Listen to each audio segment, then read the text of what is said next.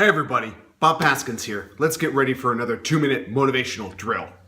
Well, this week I thought I would talk about the power of self-esteem.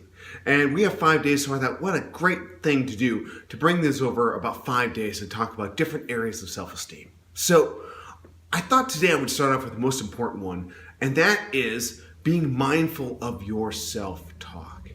I mean, when you think about it, when you have your conversations, and we have running conversations through our minds the entire time, what directions do they go? Are they positive? Are they upbeat? Are they encouraging?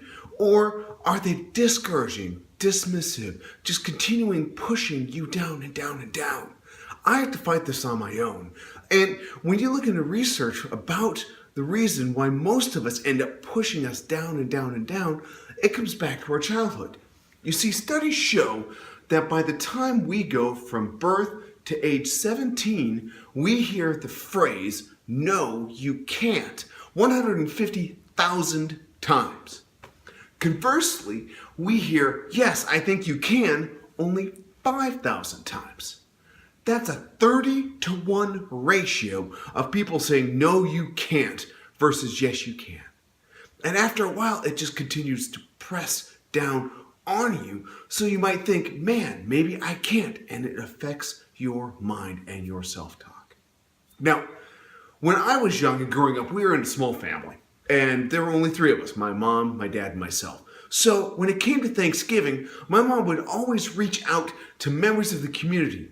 Anyone who didn't have a place to go on Thanksgiving was always welcome at our table. And so it was not uncommon that we would have anywhere between 15 and 20 people all around the Thanksgiving dinner table. Now, one of the things I realized now that I didn't then was usually there was a reason that these people weren't invited anywhere for the Thanksgiving meal. And the fact was, it was because sometimes they were just so down and depressed. They were like that little Peanuts cartoon where wherever you're going, that rain cloud is just following over them. I remember one Thanksgiving, I sat down and I'd have no idea where I was sitting, even though there were name tags there. I'd have no idea who I was sitting next to. And sure enough, I was sitting next to this couple.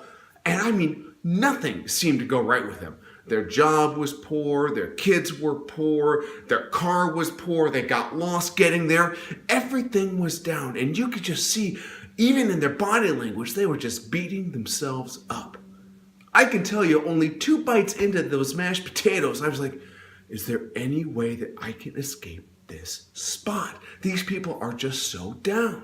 Now, I use that example because that, I think, is what a lot of us do to ourselves.